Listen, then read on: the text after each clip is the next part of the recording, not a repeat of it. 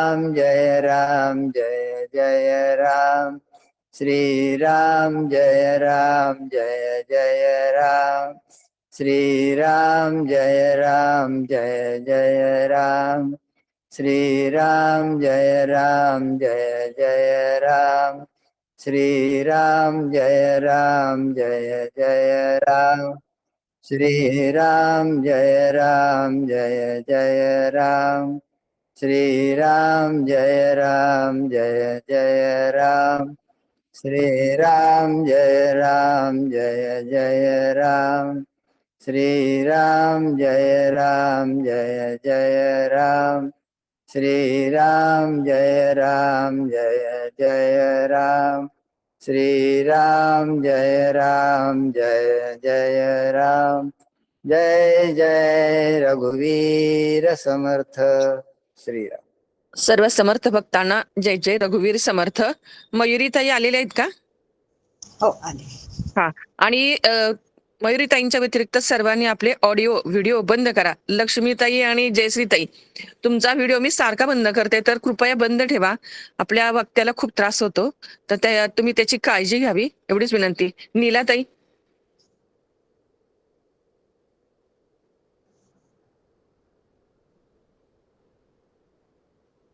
हरे राम राम राम हरे हरे, हरे कृष्ण कृष्ण कृष्ण हरे हरे, हरे राम राम राम हरे हरे, हरे कृष्ण कृष्ण कृष्ण हरे हरे.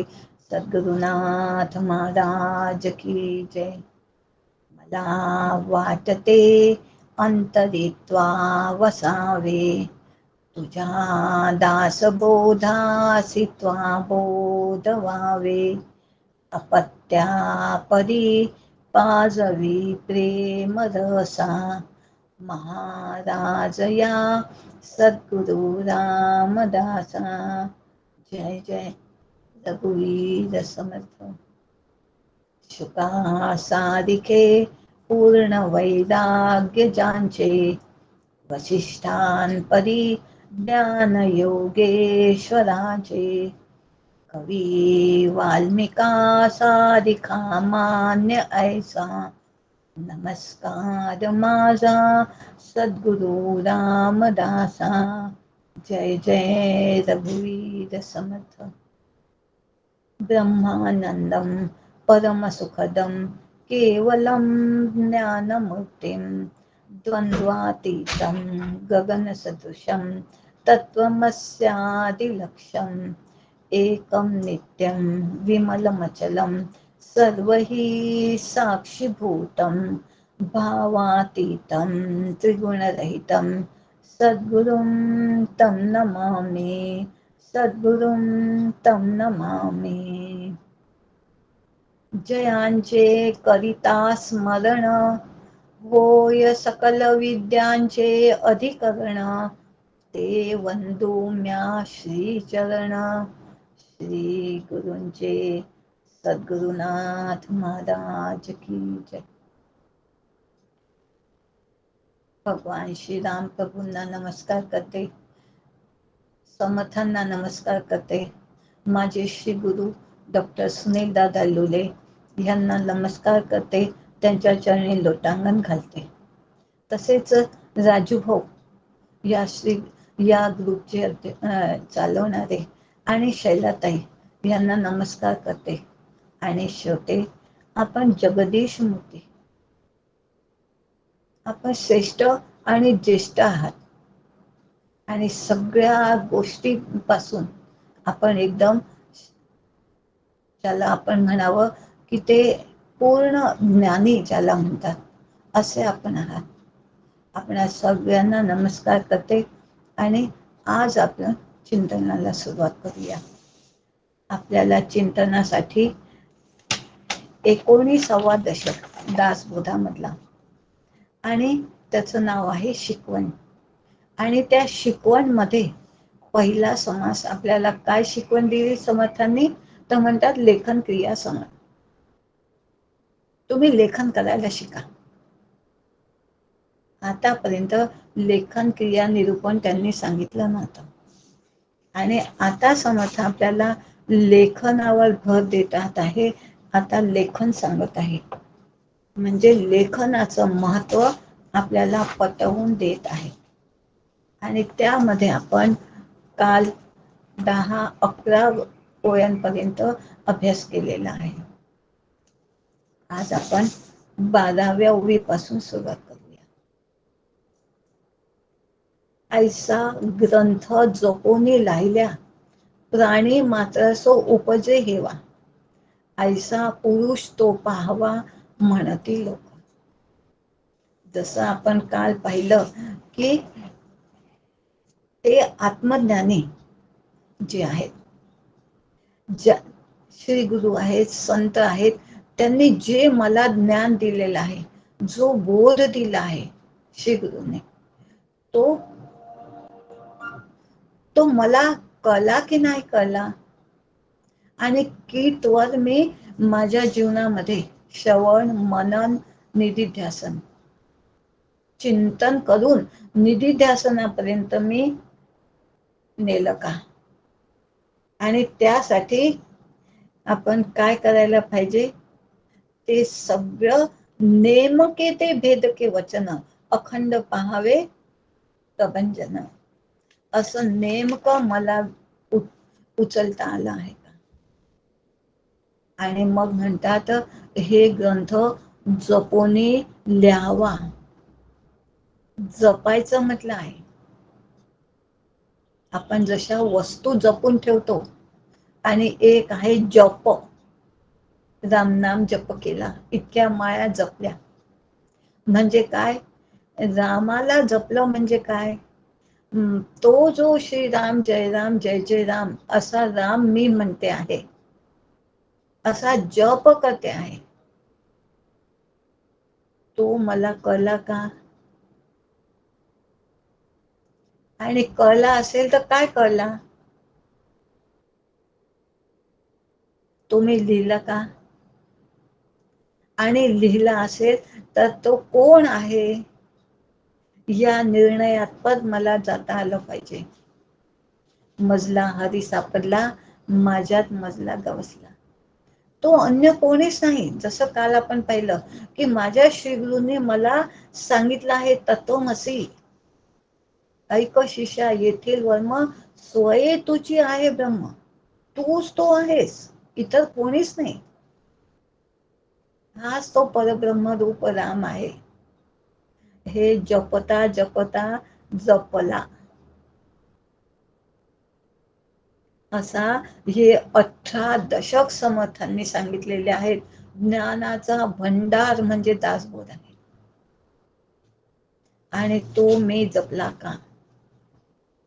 आणि मी श्रवण केलं, ते जपलं, आणि आता मला जे त्यातलं ज्ञान समर्थांनी दिलं आहे ते कळलं का. ते कळलं आणि ते मी लिहिलं, आणि हे लिहिलेलं सुद्धा जपून ठेवा.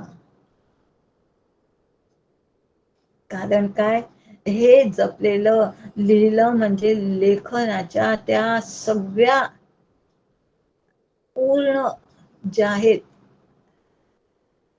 काय म्हणावं त्याला, बारकावे, जे बोधांमधून श्री गुरूंनी सांगितले, समर्थांनी सांगितले, बोध दिला मला, आणि त्याचे बारकावे मला कळले, आणि ते आता लिहिले. आणि म्हणतात मग पुढे, काया म्हणून कष्ट व्हावी, उत्कट कीर्ती उरवावी, सटक लावून सोडावी काही एक. आता ही चटक कोणाला लावायची आहे हो, मला. ही आपलीच आपल्याला लावायची आहे, की ही उत्कट कीर्ती आहे जी माझ्या श्री गुरूंची आहे, जी भगवान श्री रामाची आहे, जी समर्थांची आहे, त्यांची कीर्ती वाढवावी. जसं काल म्हटलं की माझ्या श्रीगुरूंना माझी लाज वाटायला नको, की श्रीगुरु कसे आहेत ब्रह्मानंदम, आणि हा कसा आहे शिष्य संसारी, असं त्याच्यामध्ये रमणारा, बारीक बारीक वस्तूंची चटक लावून बसलेला, असं त्यांना माझी लाज वाटली नाही पाहिजे. त्यासाठी मला हे सगळे मुद्दे टिपण्याची, हे सगळं लिहिण्याची, आणि तो उत्तम पुरुष जे संत आहेत म्हणजे समर्थ आहेत आणि श्री गुरु माझे आहेत तसे ब्रह्मानंदम परम सुखदम, ते परम सुखदायी आहेत. आणि मी असा लढका, हे योग्य आहे का? म्हणून म्हणतात अशी कीर्ती उत्कट ती मी माझ्या अंतःकरणामध्ये भरून घ्यावी आणि लिहून ठेवावी. आणि असे सगळे त्यांची सगळं बोध टिपून घेण्याची, जसा चातक पक्षी एक एक थेंब टिपून घेतो, एकही थेंब तो कधी असा नदीच्या किनाऱ्यावर असतो म्हणतात, पण तो नदीचं पाणी पित नाही. वरून आलेलं आकाशातून पावसाचं पाणी जे आलं ते सरळ तो तोंडात घेतो आणि त्याच्यासाठी असा फाडून बसला असतो. तसा मी श्री गुरूंच्या बोधासाठी फाडून बसावं. कोणती मला कोणत्या वेळेस श्री गुरु संत कोणता बोध देतील ह्याचा नेम नाही. ते चालते ज्ञानाचे बिंब, तयांचे अंग सुखाचे कुंभ. ते चालते फिरते, त्यांचे बोलणे साधे म्हणजे सगळं ज्ञान ज्ञान ज्ञान. आणि असं ते कोणत्या वेळेस कोणता बोध मला देऊन देतील ह्याचा काही नेम नाही. असं नाही की बसा इथं माझ्याजवळ मी तुम्हाला बोध देतो, असं बोध नाही देत. ते चालते फिरते. आणि असा हा बोध टिपायला मी चटक लावून घ्यायची आहे. आणि असा बोध समर्थांनी 18 दशकांपर्यंत दिला आहे. पण आता म्हणतात ही स्वतःला टिपण्याची चटक लावून घ्या आणि ते लिहिण्यासाठी, तो भाव, तो अर्थ जाणण्यासाठी कशाला लिहायचं? जे त्यांनी सांगितलं आहे किंवा जे त्यांनी 18 दशकांमध्ये लिहून ठेवलेलं आहे, आणि फार मेहनत घेतली हो, आणि ते जर वाया घेतलं ना तर जीव दुखतो. त्यांचा नाही दुखत, पण एवढं सुंदर त्यांनी बोध दिला आणि तो कोणीच उपयोगात आणावा नाही हे योग्य नव्हे. तो अर्थ मी जाणायचा. हे कशासाठी लिहायचं? ते अर्थ जाणण्यासाठी. कारण लिहिता लिहिता, बोलता बोलता हे सगळं जेव्हा आपण करतो, तत्श्रवणम तत्कथनम, ते बोलण्याचं असेल तर पहिले लिहावं लागते आणि मग अंतःकरणामध्ये सुद्धा त्याचं रेकॉर्डिंग होऊन जाते. काल आपण बघितलं. आणि हे अंतःकरणामध्ये जे रेकॉर्ड झाले आहे ते लिहिलं पक्क झालं. आणि आता हे जाणले आहे, तो भाव जो जागला आहे, तो बोध जो मला कळला आहे, ते विस्तार करण्यासाठी, त्याचे फुलवण्यासाठी म्हणून लिहा. कोणचा भाव आहे? ब्रह्मसत्य जगन मिथ्या. हा भाव मला जागे ठेवायचा आहे. मला स्वप्न, सुषुप्ती, जागृती कोणत्याही तिन्ही अवस्थांमध्ये, तिन्ही काळांमध्ये हे विसरायचं नाही. मी आत्मा आहे आणि ह्याची चटक लावायची आहे. आणि ती चटक मला नेहमी असावी, त्याच्यासाठी हे सगळे अभ्यास, त्याच्यासाठी हे सगळे प्रयत्न. म्हणून ही कल्पनेचं हेच ते सौंदर्य आहे. हे लौकिकातलं सौंदर्य आपल्याला सगळ्यांना माहित आहे आणि सगळ्यांना समजते पण आहे. पण हे अलौकिक सौंदर्य फुलवण्यासाठी, ती शैली मला येण्यासाठी, त्या शैलीनुसार जीवन जगण्यासाठी, आणि मला कोणी संगी साथी मिळाला की आम्हाला पण सांगा, तर ते सांगण्यासाठी. आपण असं जे ठावे ते इतराशी सांगावे. शहाणे करून सोडावे, सकळ जन्म. आपण हे ब्रह्मज्ञान आहे, हे काही वाटायला जायचं नाही. या या बसा बसा मी तुम्हाला सांगते. पण कोणी आलं, कोणी विचारलं तर मला ते सांगता सुद्धा आलं पाहिजे. आणि हे सांगण्यासाठी माझ्याजवळ लिहिलेलं असलं पाहिजे. हे सौंदर्य, ही कल्पना शक्ती, नाही तर मी आणि माझे एवढीच आपली कल्पना असते. असे संकुचित विचाराचे आपण असतो. पण मी ते ब्रह्म आहे आणि माझ्या अधिष्ठानावर हे सगळं विश्व उभं आहे. एवढी विशाल बुद्धी करण्यासाठी मला अभ्यास करायचा आहे, हे लिहायचं आहे. हे लेखन, ही विचारशक्ती विकसित करण्यासाठी समर्थ म्हणतात लिहा.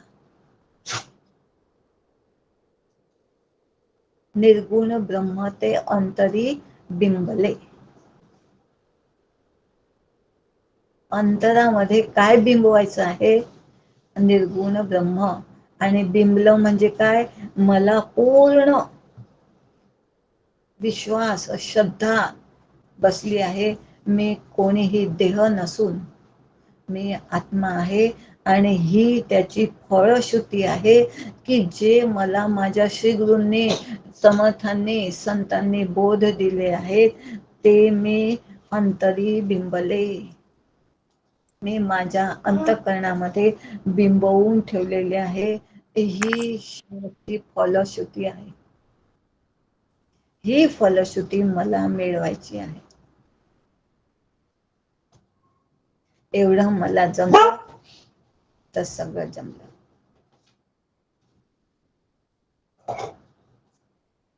आणि हे उपदेश, हे स्पष्टीकरण आणि हाच उद्देश मर्म जाणण्यासाठी, ते अंतःकरणामध्ये बिंबवण्यासाठी, ही विचारशक्ती विकसित करण्यासाठी ज्या ज्या परिचितांची ज्या ज्या बाबी मला सूक्ष्म कळल्या आहेत त्याचं अवलोकन करण्याची शक्ती माझी विकसित करण्यासाठी मला हे लिहायचं आहे. रामकथा ब्रह्मांड फेडूनी पैलाड न्यावी. रामकथा कशी करावी? ते परब्रह्म आहे आणि ती ही पूर्ण ब्रह्मांड फेडून ह्याच्या पलीकडचा जो आहे तो आहे. इथपर्यंत ही कथा न्यायची आहे. पण मला तो राम कळला असला पाहिजे की नाही? तेव्हा मी रामकथा पैलाड नेईल. मला तो राम कोण आहे? तो हा दशरथनंदन राम आहे का? की तो हा ईश्वरूप राम आहे का? की तोच राम हा परब्रह्म रूप राम आहे? हे मला कळलं का? या उपाधी माझी गुप्त, चैतन्य असे सर्वगत. या ईश्वराला सुद्धा ती त्याची उपाधी आहे आणि हे जीव म्हणून ही सुद्धा माझी उपाधी आहे. मी कोण आहे? मला श्री गुरूंनी सांगितलं आहे तत्वमसी, तू आत्मा आहेस. आणि हा जो ईश्वर तो सुद्धा मायेच्या संगतीने या सगळ्या ब्रह्मांडाचं, या सगळ्यांचं नियोजन बघतो आहे. तो सुद्धा पण मायेची संगती घेतली ना आणि ह्या कामी लागला म्हणून त्याला सुद्धा ईश्वर ही उपाधी लागली. आणि मी जीव, तुझ्या वियोगे जीवत्व आलं. मी स्वतःला देह म्हणायला लागले म्हणून मला ही देहाची उपाधी. देह ही पंढरी, आत्मा पांडुरंग, त्या पांडुरंगापर्यंत मला जायचं आहे. तो राम परब्रह्म रूप आहे, तोच मी आहे, तोच हा ईश्वर आहे. आम्ही वेगळे नाही. इथपर्यंत ही रामकथा ब्रह्मांड भेदून पैलाड न्यावी. त्याच कथेमध्ये हे मर्म लपलेलं आहे. आणि ते मला दिसलं पाहिजे.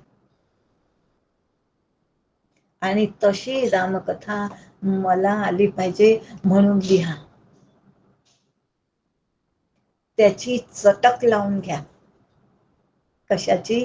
रामकथेची, त्या बोधाची, त्या परब्रह्म रूप रामाची, त्या विठ्ठलाची, जे हे परब्रह्म आहे, ते विटेवर उभं आहे. ती वीट मला समजली पाहिजे. आणि किती उभा आहे? युगे 28 विटेवर उभा. म्हणजे ती वीट म्हणजे काय आहे? ते वीट मला अधिष्ठान, ते मला कळलं पाहिजे. आणि युगे युगे तो उभाच आहे. कशावर? अधिष्ठानावर. कारण त्याचं स्वरूपच ते आहे. मग मला ते अधिष्ठान कळलं पाहिजे. आणि त्याच्यासाठी या तर्कसंगत शास्त्राच्या मदतीने, श्री गुरूंच्या बोधाने मला काय समजलं ते सुस्पष्ट, अगदी सुंदर लिहून ठेवा. काल आपण पाहिलं माझ्या श्री गुरूंचे अक्षर, आपण पाहिले राजू दादांचे अक्षर. किती सुस्पष्ट आणि किती सुंदर, की असं मनामध्ये उत्कट इच्छा झाली त्यांची भेट घ्यावी. घेतलीच पाहिजे. एकदा तरी राजूभाऊंना भेटलं पाहिजे. एकदा तरी श्री गुरूंच्या चरणाशी माझं डोकं ठेवलं पाहिजे.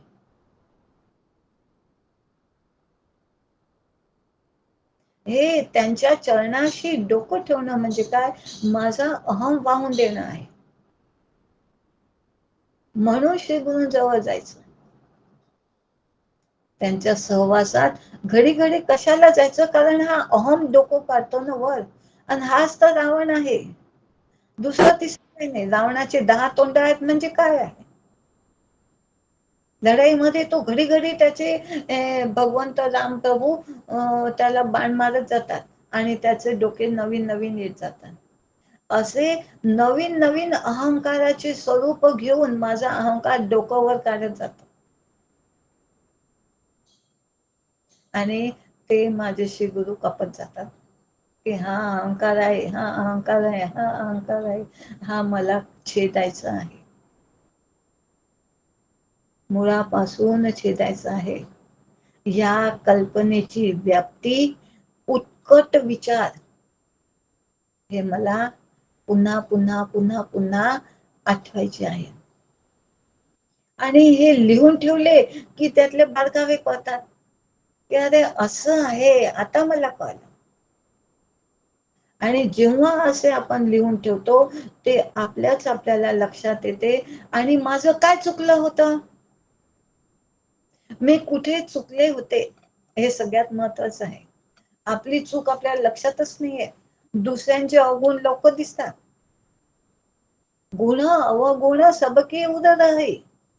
कोणी असा दुधाचा धुतला नाहीये. सगळ्यांमध्ये अवगुणही असतात, सगळ्यांमध्ये गुणही असतात. पण मला माझे गुण दिसतात आणि इतरांचे सगळ्यांचे अवगुण दिसतात.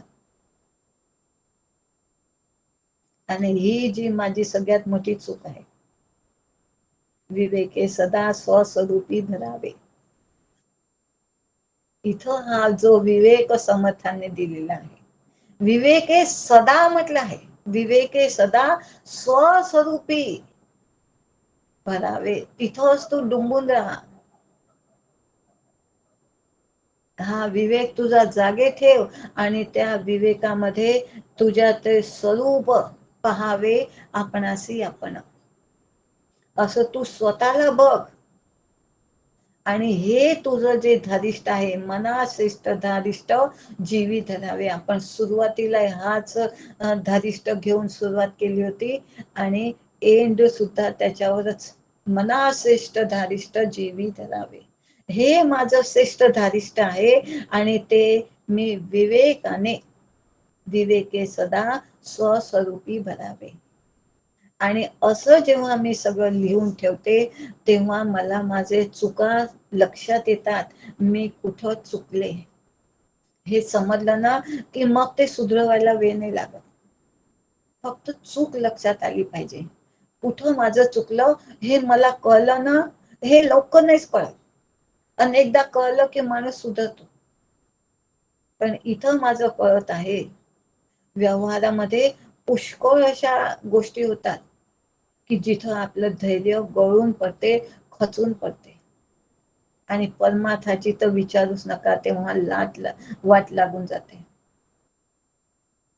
डॉक्टर काका म्हणतात, जेव्हा आपल्या व्यवहारामध्ये किंवा संसारामध्ये असं काहीतरी संकटाचं किंवा मोठं काहीतरी अडचण येतात, तेव्हा हे ब्रह्मज्ञान पाला पाचोळ्यासारखं उडून जाते. ह्याला काही राहत नाही. हे श्रेष्ठ धारिष्ट मी विसरून जाते. माझं पारमार्थिक धैर्य आहे हे खचून जाते. शेवटी मनुष्य आहे हो आपण. हे धैर्य खचते, कारण एवढं भयानक ते समोर आलेलं असते प्रारब्धानुसार. तिथं बळकटी येण्यासाठी, बळकटपणे उभं राहण्यासाठी कोणीतरी आधार पाहिजे, कोणीतरी मला धरून ठेवणारं पाहिजे. जसं साधारण या देहाला काहीतरी बिमारी आली तर धरून दवाखान्यापर्यंत नेणारं कोणीतरी पाहिजे. मुलगा पाहिजे, नातू पाहिजे, जो मला हात धरून दवाखान्यापर्यंत घेऊन जाईल. म्हणून आपल्याला या लौकिकाच्याच आधाराची सवय आहे. पण माझा राम सर्व समर्थ आहे. तो माझं सगळं करेल. त्यांनी वचन दिलेलं आहे, योगक्षेमं वहाम्यहम. कोणी साधारणचं वचन नाही आहे, त्यांनी दिलेलं वचन आहे. पण ते मी यावेळेस विसरून जाते. देह बुद्धी एवढी बळकट होऊन जाते की हे धैर्य खचून जाते. ते म्हणतात, त्या वेळेस सुद्धा मी तुझा आनंद टिकवून ठेवेल, योगक्षेमम. म्हणजे काय, तुमच्या आमच्या घरी किराण्याच्या थैल्या ते पाठवतील असा त्याचा अर्थ नाही आहे. हेच तर मला समजून घ्यायचं आहे. आणि आपण कित्येकदा बघा, हे आपल्या सगळ्यांचीच सवय आहे, पोथी वाचायची, हे वाचायचं, ते वाचायचं, देवीची, गजानन महाराजांची, साईबाबांची. आणि मग तो भक्त जसा संकटात आल्याबरोबर ते धावत आली देवी आणि त्या संकटातून त्यांना सोडवलं. तशा आपल्या मनामध्ये अपेक्षा तयार होतात की माझ्यावर असं संकट आलं की श्री गुरु धावतील, भगवान श्रीराम धावतील, देवी धावेल. पण माझे श्री गुरु किंवा समर्थांनी मला ही विचारसरणी दिली की धावणं म्हणजे काय आहे हो. त्या परिस्थितीत सुद्धा तुझा आनंद मी टिकवून ठेवेल. तेव्हा मी तुझं हे ज्ञान, मी ब्रह्म आहे, मी आत्मा आहे, हे मी टिकवून ठेवेल. ही माझी जबाबदारी. तेव्हा श्री गुरूंनी दिलेला बोध त्या परिस्थितीमध्ये टिकून ठेवेल. आयसीयू मध्ये मी पडले असेल, चारी बाजूंना सुया टोचलेल्या असतील आणि अतिशय वेदना सुरू आहेत, त्या परिस्थितीत सुद्धा मला माझ्या श्री गुरूंचा बोध अंतःकरणामध्ये कोरून ठेवला असेल तर आठवेल. कोणीतरी माझी सून, माझा मुलगा, माझी मुलगी बाजूला बसून ते वाचत आहे, हे घ्या तुमच्या श्री गुरूंचं मी वाचून दाखवते, तुमचा उद्धार होऊन जाईल, असं नाही होत. ते माझं लिहिलेलं आणि कुठं अंतःकरणामध्ये. कारण ही वही पुस्तक तिथं काही नसणार, न माझ्या हातामध्ये तेवढी शक्ती असणार, न माझ्या डोळ्यामध्ये तेवढी शक्ती असणार ते उचलायची ते वाचायची. तेव्हा हे अंतःकरणामध्ये कोरलेलं, हे अंतःकरणामध्ये लिहिलेलं तेव्हा कामी लागणार आहे. म्हणून लिहा. हे सगळ्यात महत्वाचं. माझं धैर्य तिथं ढळू नये. माझं धैर्य ह्या एवढ्या या विषम परिस्थितीमध्ये सुद्धा टिकून राहावं. मी त्या मुक्तीपासून दुरावायला नको. मुक्ती म्हणजे काय हो? बंधन सापेक्ष ही मुक्ती आहे. मी स्वतःला जो बांधून ठेवलेला आहे देहबुद्धीमध्ये, म्हणून आपल्याला वाटते की आता मुक्ती हवी. वास्तविक मी मुक्तच आहे, मला कोणी बांधलं नाही, पण मीच मला असं असं असं असं बांधलं आहे आणि आता असं असं करायचं आहे बस. आणि ती जादू, ती किमया श्री गुरूंनी मला शिकवली आहे की तू तुझ्या विचारांनी, तू तुझ्याच कल्पनेने स्वतःला बांधून ठेवलेला आहे आणि ह्या कल्पना, हे तुझे विचार, ही तुझी वृत्ती बदलवून टाक. ही तुझी विचारसरणी बदलून टाक. वृत्ती जिकडे धावे, न धावे पाठी. साक्षी होणे बघता स्वरूपी होय भेटी, ही खरी मुक्ती आहे. आणि तेव्हा दवाखान्यामध्ये चारीकडे सुया टोचल्या आहेत, तेव्हा या देहाकडे साक्षी होऊन बघणं सोपं आहे का हो? विचार केला पाहिजे, सोपं नाही आहे, पण अशक्य, अशक्य सुद्धा नाही आहे. का बरं अशक्य नाही? कारण माझे श्री गुरु भगवान प्रभू श्रीराम माझ्या पाठीशी उभे आहेत. त्यांनी वचन दिलेले आहे आणि तेच भगवान श्रीराम प्रभू श्री गुरु रूपाने माझ्या पाठीशी उभे आहेत. ते मला म्हणतात की मी तुझं हे विसरू देणार नाही, त्या ठिकाणी मी तुझा योगक्षेम सांभाळेल. म्हणजे तुझा आनंद मी तुला विसरू देणार नाही. तू कोण आहेस मी तुला विसरू देणार नाही. हा जो दुखत आहे, या देहाला ज्या सुया टोचल्या आहेत, हा देह तू नाही, हे मी तुला त्यावेळेस मी आठवण करून देईल, कारण तू त्या शक्तीचा राहिला नाहीस. पण आज तू हे सगळं करून घे, हे लिहून घे, हे कोरून घे की मी कोणीतरी आहे. आणि कोण आहे? मीच तो तत्वमसी. हा तो उपदेश आहे माझ्या श्री गुरुने दिलेला. आणि नेहमी परमार्थ प्रथम पुरुषी एक वचनी. आणि त्या हे सगळं कोणासाठी आहे? माझ्यासाठी. सगळं हे वर्णन, हे सगळं कोणासाठी? माझ्यासाठी. प्रथम पुरुषी एक वचनी, फक्त आणि फक्त माझ्यासाठी माझ्या श्री गुरुने बोध दिलेला आहे. ते या विश्वामध्ये कुठेही असो, ते कोणालाही उपदेश करत असो, त्या रूपाने तिथं मीच आहे. फक्त आणि फक्त माझे श्री गुरु आणि मी, बस एवढंच द्वैत. त्यांनी सांगावं, मी अंतःकरणामध्ये माझ्या त्या तळावामध्ये ते थेंब साचवून ठेवावे. आणि हा तो तैशा विवेका लागी श्री गुरु करावा लगबगी, तयाने दिलेल्या मार्गी श्रद्धा असावी. श्री गुरु करावा लगबगी, कारण मग मला जास्त वेळ मिळेल हा बोध लिहायला माझ्या अंतःकरणावर, हे लिहून ठेवायला, हे समजायला. आणि मग म्हणतात, त्यांनी दिलेल्या मार्गी श्रद्धा असावी, विश्वास असावा. ही श्रद्धा, विश्वास फार महत्वाचा आहे. ही श्रद्धा माझी राहिली पाहिजे. आणि ती टिकवण्यासाठी, कारण अशा वेळेस जीवनामध्ये पुष्कळदा आपण हे उपदेश, हे स्पष्टीकरण, हा उद्देश, हे सगळं विसरून जातो. त्याचं मर्म जाणायचं आहे ते सुद्धा विसरून जातो. कोणत्या ठिकाणी कोणतं मर्म काय आहे हे आपल्याला समजतच नाही.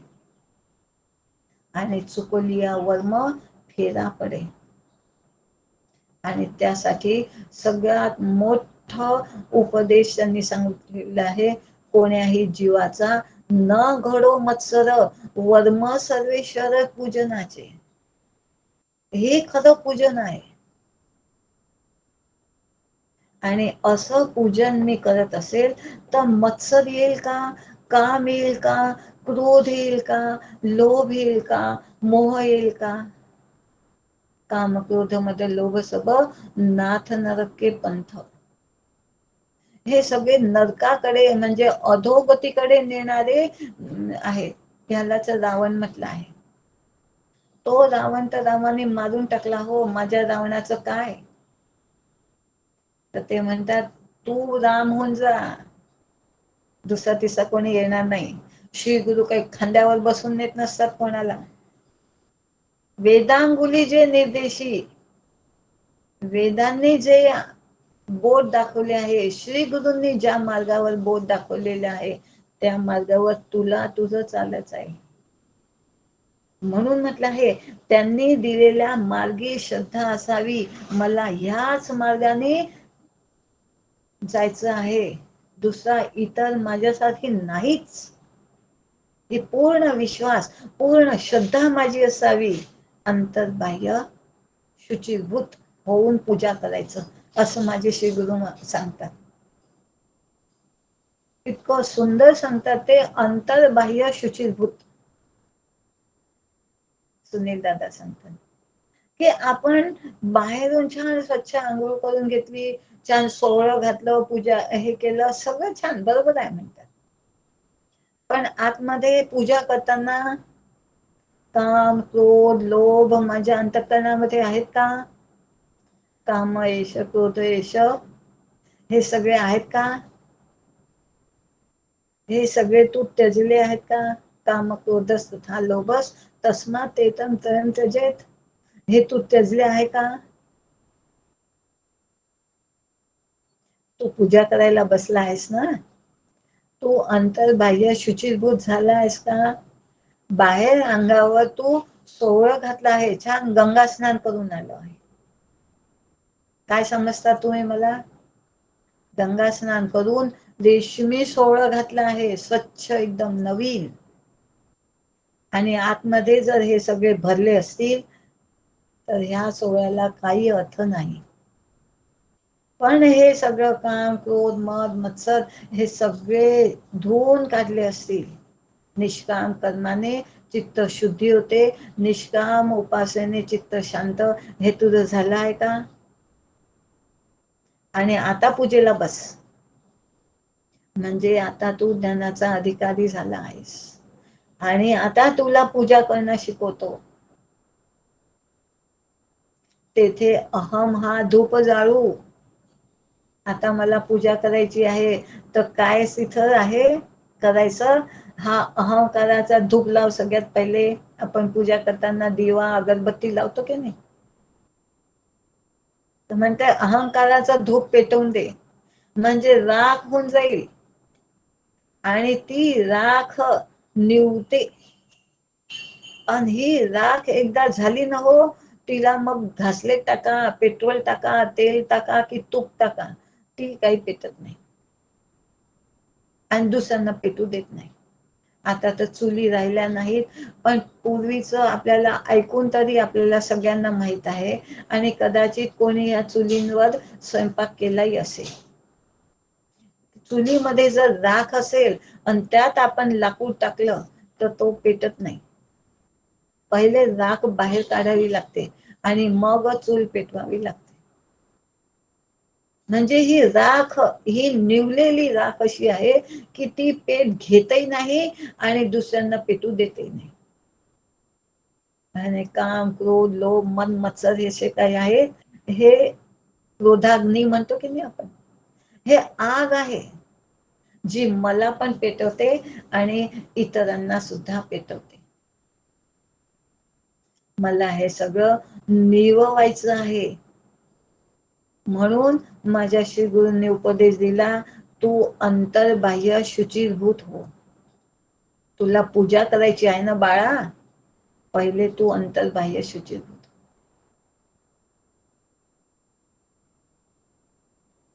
आणि हे अंतर्बाह्य शुचिर्भूत झालं म्हणजे काय? चित्त सुद्धा शुद्ध झालं आहे, शांत झालं आहे. आणि आता पूजा करायला बसला म्हणजे हा जो देव आहे आणि मी आहे तो ज्ञानाचा अधिकारी झाला. म्हणजे मला कळलं की ह्या ज्या रामाची, कृष्णाची, देवीची, दत्ताची, ज्याची कशाची मी पूजा करत आहे तो इतर कोणी नाही, तो मीच आहे. अहम ब्रह्मास्मी, काल आपण पाहिलं तत्वमसी पासून अहम ब्रह्मास्मीचा हा प्रवास आहे. देह बुद्धी ते आत्मबुद्धी करावी, हा तो प्रवास आहे. आणि हे कशासाठी सांगितलं? समर्थ म्हणतात हे तुला त्यावेळेस आठवलं पाहिजे. कुठं? ICU मध्ये. त्यासाठी तू हे सगळं लिहून ठेव.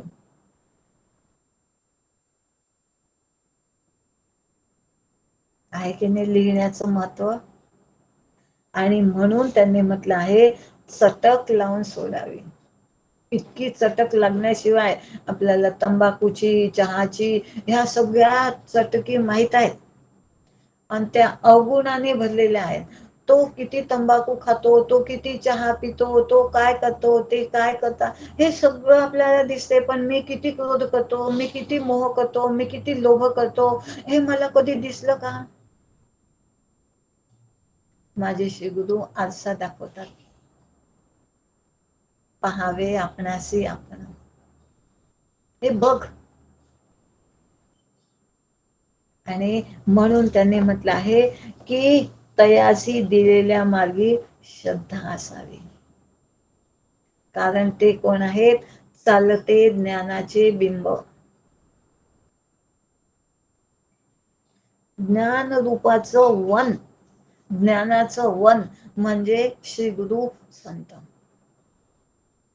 त्या वनामध्ये मला जायचं आहे. राम वनात गेले की नाही? आणि वनामध्ये राम भेटतात. आणि माझे राम म्हणजे कोण आहेत? हे ज्ञानाचं वन. म्हणजे माझे श्री गुरु ह्या वनामध्ये मला जावं लागेल. आणि अशा वनामध्ये मी जाईल तेव्हा मला ज्ञान होईल.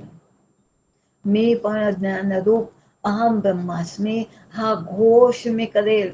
हो गुरुदेवा, बिलकुल पक्क तुम्ही जे सांगितलं आहे तेच खरं आहे. मी जे म्हणत होती मी आई आहे, हे माझं चुकलं.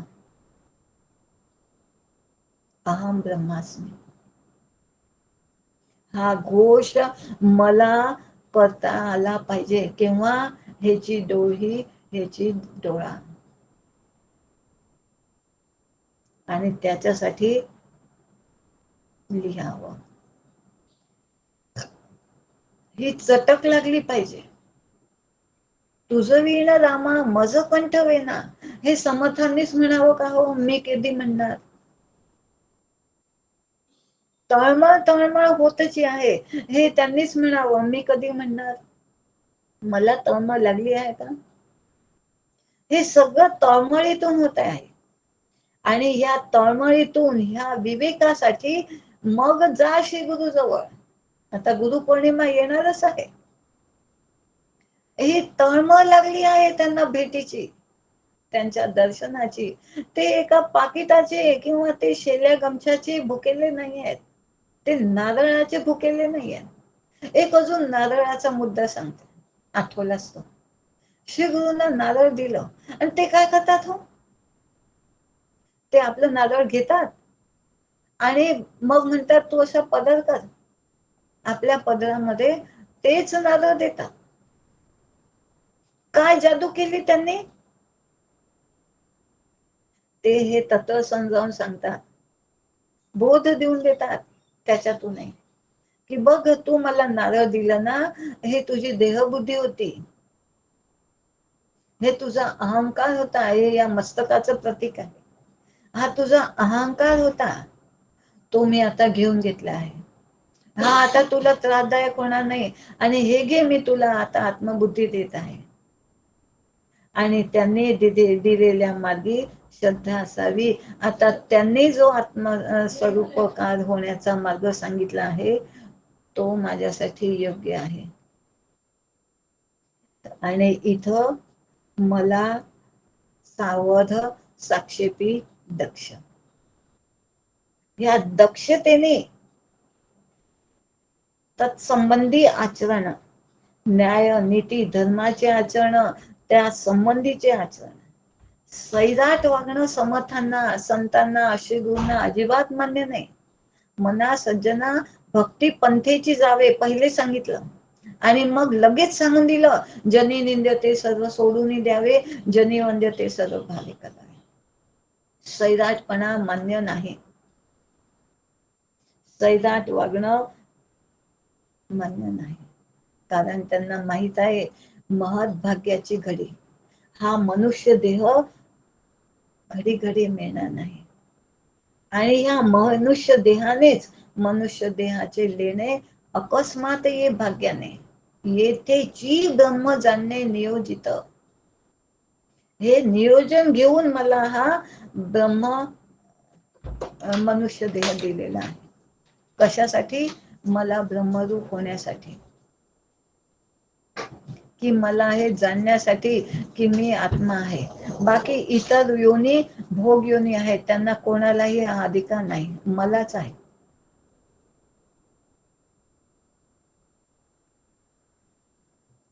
कारण त्यांनी माझ्यावर उपकार करून मला हे मनुष्य देहाचे लेणे दिलेले आहे. महत्भाग्याची घडी दौडू नये परोपरी, म्हणून श्री गुरु पटकन उपदेश करून टाकतात की ही फार महत्वाची भाग्याची घडी मिळाली आहे तुला, पुन्हा कधी मिळेल याचा काही भरोसा नाही, साधून घे. घ्यावी आत्म्यावरी उडी झडझडून. आणि मग समर्थ म्हणतात विवेके हेच महत् कार्य करण्यासाठी, हेच काया बहुत कष्ट व्हावी उत्कट कीर्ती व्हावी.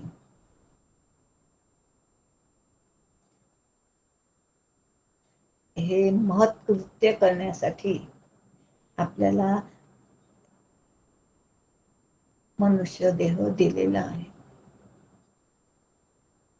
आणि त्यासाठी तुका म्हणे धन्य झालो आजी विठ्ठला भेटलो. ही धन्यता मिळवण्यासाठी. आणि विठ्ठल आपल्याला आता समजलाच आहे, ते हे परब्रह्म विटेवरी उभे.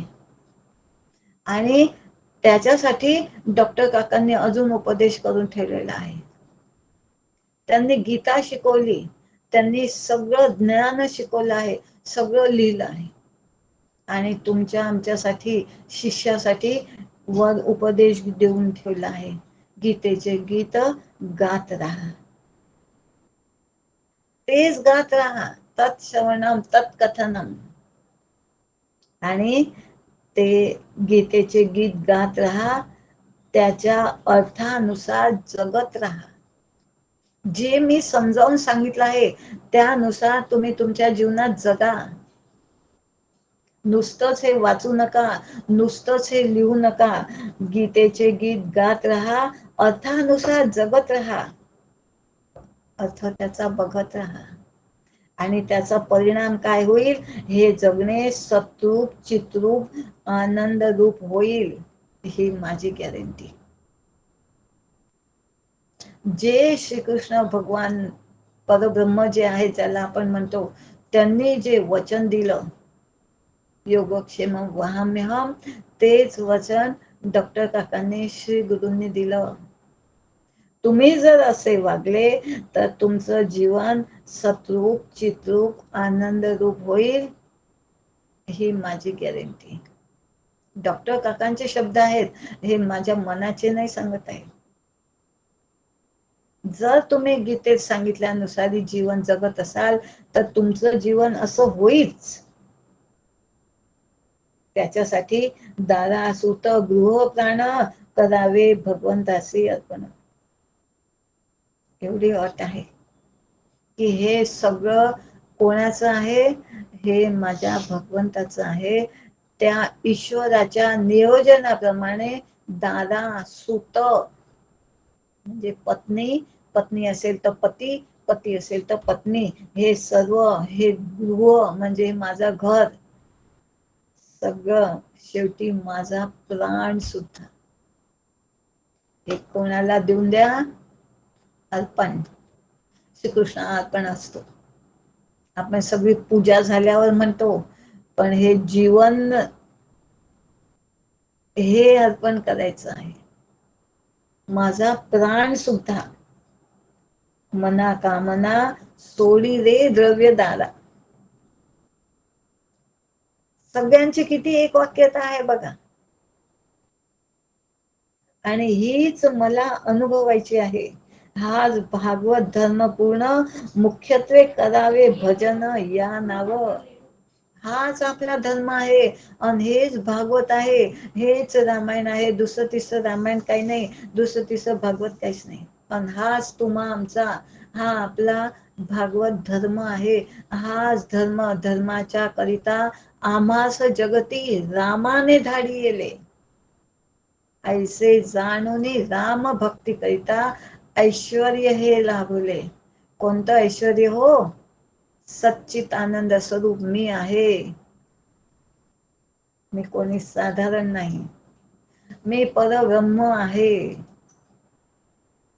हे ऐश्वर आम्हासी लाभले.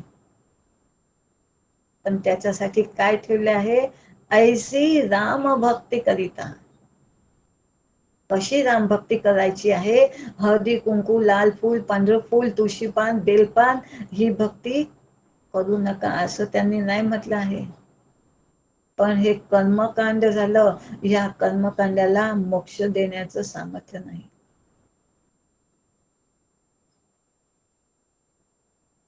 ज्ञान वैराग्य युक्त भक्ती अपेक्षित आहे. चैतन्याकडे वृत्ती फिरवणे या नाव भक्ती ही अपेक्षित आहे. ते चैतन्य मी आहे हे अपेक्षित आहे.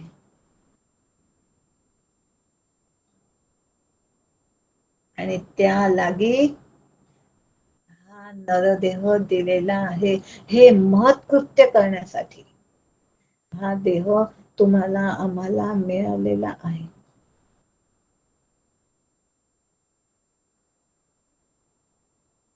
आणि असं हे कृतकृत्य जीवन विधिते पायते, निषेधाते गाळीते, मज देवनी जायते कर्मफळ. हे कर्मफळ आता माझे नाही, हे सगळं त्याने करवलेलं आहे ना, सगळं त्याला देऊन दिलेलं आहे ना, मग फळ पण त्याच्याकडे. आता संचित प्रारब्ध क्रियमाण अवघा झाला नारायण. आणि असा जेव्हा मी वागतो, असं जेव्हा मी माझ्या अंतःकरणामध्ये लिहून ठेवलेलं आहे, त्यानुसारी मी माझं सुरू असेल अशी अभेद भक्ती. मी तू विणे सहज स्थिती, तुझी असो अभेद भक्ती. अशी माझी अभेद भक्ती सुरू असेल तर हे सगळं मला जमेल. आणि हे मला तसं जमते का हो? लिहावं लागते. समोरच्या सगळ्या ओव्यांमध्ये समर्थांनी त्या काळाचे सगळी लेखन सामग्रीचं सगळं वर्णन केलेलं आहे. ही सगळी लेखन सामग्री ही जरी कालबाह्य झालेली आहे, पण त्यांचा बोध जे त्यांनी लिहून ठेवला आहे तो कधीही कालबाह्य झाला नाही. तो आजच्या क्षणापर्यंत ताजाच आहे, आपल्या जीवनात उतरवण्याचाच आहे. म्हणून ह्या ज्या ओव्या आहेत, 14 पासून 20 पर्यंत 5-6 ओव्या आहेत, ह्या ओव्यांचं काही म्हणजे जास्त स्पष्टीकरण नाही आहे. ते टाक ते शाई हे काय मी सांगणार. पण त्यांमधून त्यांनी जो बोध दिला आहे, चटक लावून सोडावी, ह्या बोधाचा आपण आज अभ्यास केलेला आहे. आणि अशा रीतीने रूप तुझे चित्ती राहो, मुखी तुझे नाम, देह प्रपंचाचा दास, सुखे करो काम. अशी हिस्से वाटणी करून टाका म्हणतात. हे सगळ्यात महत्वाचा बोध आहे की चिंतनाचा विषय काय असला पाहिजे? भगवंत श्री गुरूंचा बोध. चिंतने चिंतने तद्रुपता. मला तद्रुप व्हायचं आहे म्हणून चिंतन श्री गुरूंचं, म्हणून चिंतन श्रीरामाचं. तद्रुप व्हायचं आहे म्हणून. आणि हा देह नाहीतरी जड आहे, हा इथंच पडला राहणार आहे, याची काळजी करायची नाही. हे 4 जण उचलून टाकूनच येणार आहे, ह्याची जास्त काळजी करायची नाही. जे आहे ते सूक्ष्म देहाची काळजी आहे. कारण वायो संगे वासना गेली, ही वायो सदिसी वासना गेली, ते वायो रूपची राहिली. पुन्हा पुन्हा जन्म घेऊन आली, हेतू परत्वे. इथं लक्ष ठेवायचं आहे. ही वायो सदसी, ही वासना कधी आतमध्ये चालली गेली आणि कधी हिने घर करून घेतलं आतमध्ये, माझं चित्त बरबटून टाकलं, हे माहिती नाही पडून देत. इतकी सूक्ष्म आहे हे. आणि तुम्हाला आम्हाला सगळ्यांना माहित आहे, वासनेच्या संगे जन्म घेणे लागे. म्हणून इथं हुशार. वायो सरिसी वासना गेली बरं, आणि मग वायू रूपची राहिली, आतमध्ये गेली. हे ती वायू रूपाने, वायू दिसतो का आपल्याला? आपण म्हणतो थंडी हवा आहे, गरम हवा आहे, हे सगळं आपल्याला, पण वायू कसा, थंडी कशी वाजली हे आजपर्यंत दिसलं का कोणाला? ह्या अनुभव आला, थंड आहे, गरम आहे, पण थंड कसं असते हो? थंडी वाजली म्हणजे काय वाजलं, म्हणजे नेमकं काय झालं, हे आजपर्यंत आपल्याला अनुभवाचा तो विषय आहे. आणि हाच अनुभव तुम्हाला आम्हाला म्हणतात, ही वासना रूपाने तो कधी आतमध्ये चालला गेला हे कळलंच नाही. इथं सावध, सावध साक्षीपी दक्ष, आणि हेच पुन्हा पुन्हा जन्म घेऊन आली, हेतू परत्वे. हीच वासना पुन्हा पुन्हा तुम्हाला आम्हाला जन्म घ्यायला लावते, हेतू परत्वे. म्हणून इथं हेतू पुरस्सर आपण लक्ष ठेवायचं, की इथं माझ्या वासना आहेत का, कोणत्या ठिकाणी, आणि हे मला काढण्यासाठी आपण इथून स्वतःचं लक्ष ठेवून तिकडे ट्रान्सफर करून जायचं. सगळं करायचं, कारण अजून जिवंत आहे, देह ठेवला नाही आहे. म्हणून हा देह प्रपंचाचा दास. जे आपल्या प्रारब्धाने जेवढं काम जितकं आलं असेल तेवढं करायचं, आनंदाने करायचं. पण चिंतनाचा विषय हा झाला नाही पाहिजे, प्रपंचाचं चिंतन नाही. चिंतनाचा विषय श्री गुरूंचा बोध, श्रीराम. बस एवढे हिस्से वाटणे आपल्याला आली तर आपलं जीवन सफल झालं. हेच बिंबवण्यासाठी मना श्रेष्ठ धारिष्ट जीवी धरावे. हे श्रेष्ठ धारिष्ट हेच आहे, जे श्री गुरूंच्या कृपेने जेवढं सुचलं, जेवढं मला अंतःकरणामध्ये बिंबवता आलं, ते त्यांच्याच कृपेने बोलून दाखवलं. आपुलिया बळे नाही मी बोलत, सखा कृपावंत वाचा त्याची. त्यांच्याच कृपेने जमलं, त्यांच्याच कृपेने आलं. ही सेवा त्यांच्या, माझ्या श्रीगुरूंच्या चरणी अर्पण करते, थांबते, माझ्या वाणीला विराम देते. आपल्या सगळ्यांना नमस्कार करते. श्रीराम, जय राम, जय जय राम.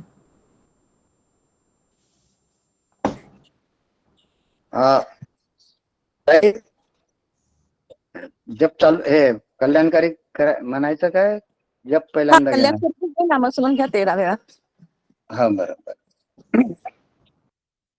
जय जय रघुवीर समर्थ,